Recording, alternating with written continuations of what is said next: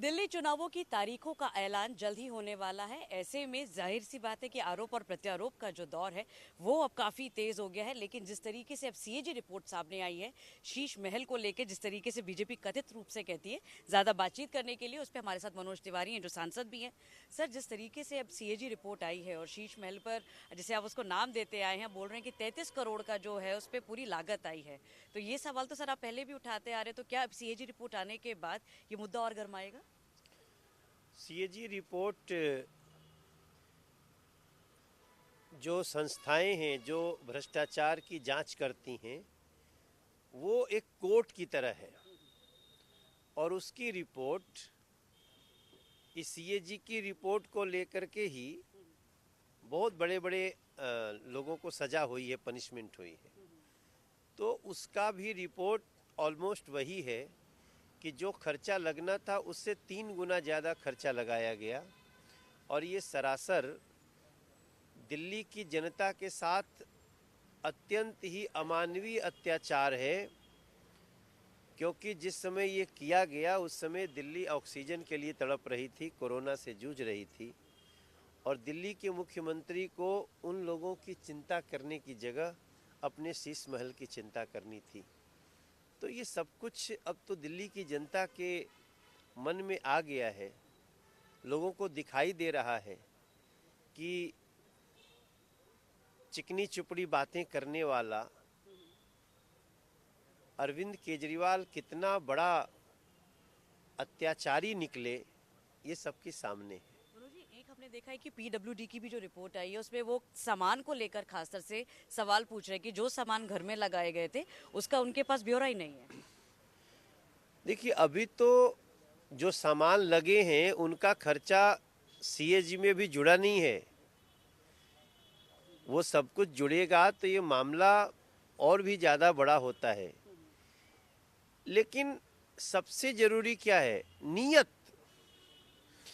अरविंद केजरीवाल ने बात किया कि हम गरीबों की बात कर रहे हैं, मगर उनकी नीयत में गरीबों का कल्याण कहीं नहीं था, अपना कल्याण, अपने परिवार का कल्याण। और अब देखिए, हम लोग ये बातें कहते कहते थक गए, वो झूठ बोलते बोलते थक गया। अब तो चुनाव का समय है, दिल्ली डिसाइड करे।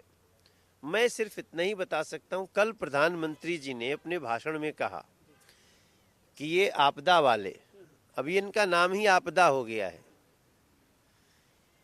तो आपदा वाले जिन्होंने आयुष्मान रोका, प्रधानमंत्री आवास रोका, बुजुर्गों का पेंशन रोका, गरीबों का राशन कार्ड रोका, जमुना की सफाई रोकी, पोल्यूशन का निदान रोका, सब कुछ जो ये आपदा वाले रोके, अब ये कहते हैं कि अगर बीजेपी आएगी तो हमारी योजनाएं बंद कर देगी, दिल्ली की सारी योजनाएं।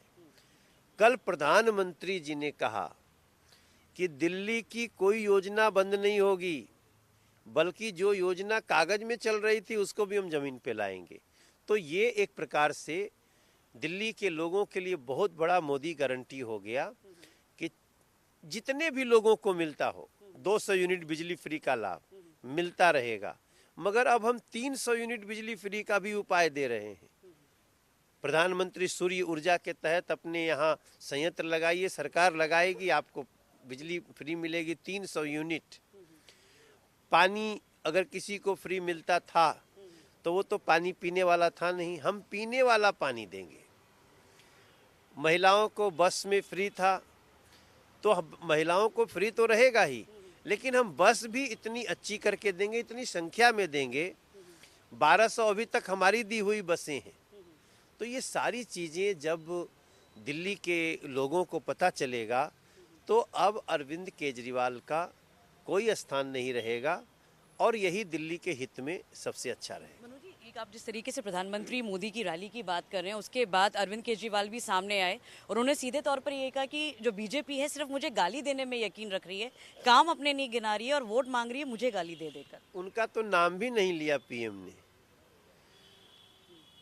एक बार अगर प्रधानमंत्री के मुख से अरविंद केजरीवाल निकला हो तो मैं राजनीति से इस्तीफा दे दूं। अरे भाई अरविंद, अब तुम्हारा नाम ही नहीं लेना चाहते हैं लोग, जो अच्छे लोग हैं।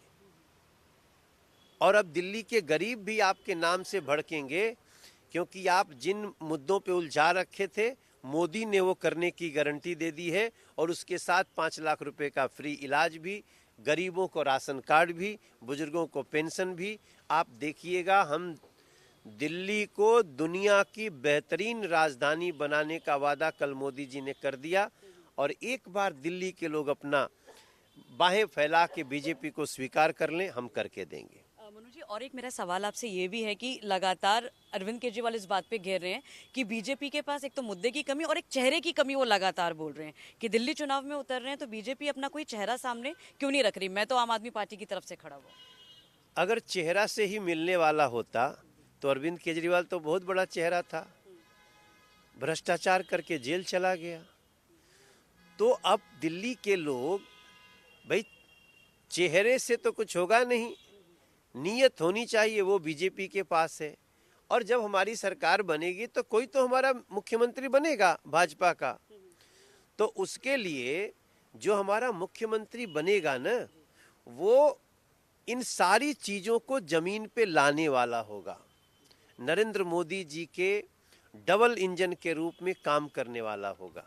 सर, तो इस बार भी अगर देखा जाए तो क्या मोदी फैक्टर ही लेकर आप दिल्ली चुनावों में उतर रहे हैं? पूरे देश में जब तक मोदी जी नहीं चाहेंगे, मोदी जी देश के प्रधानमंत्री हैं, वो किसी राज्य में, मोदी जी ये थोड़ी देखे कि अरविंद केजरीवाल जैसा छोटा आदमी दिल्ली में है तो हम द्वारका एक्सप्रेस नहीं बनाएंगे, NH-24 नहीं बनाएंगे, या प्रगति मैदान का टनल नहीं बनाएंगे, ऐसा थोड़ी सोचा। एलिवेटेड रोड देहरादून का नहीं बना, हम नहीं सोचते।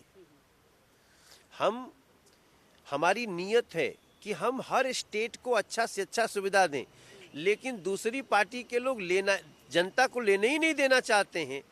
उस आपदा को हटाइए, भाजपा को लाइए।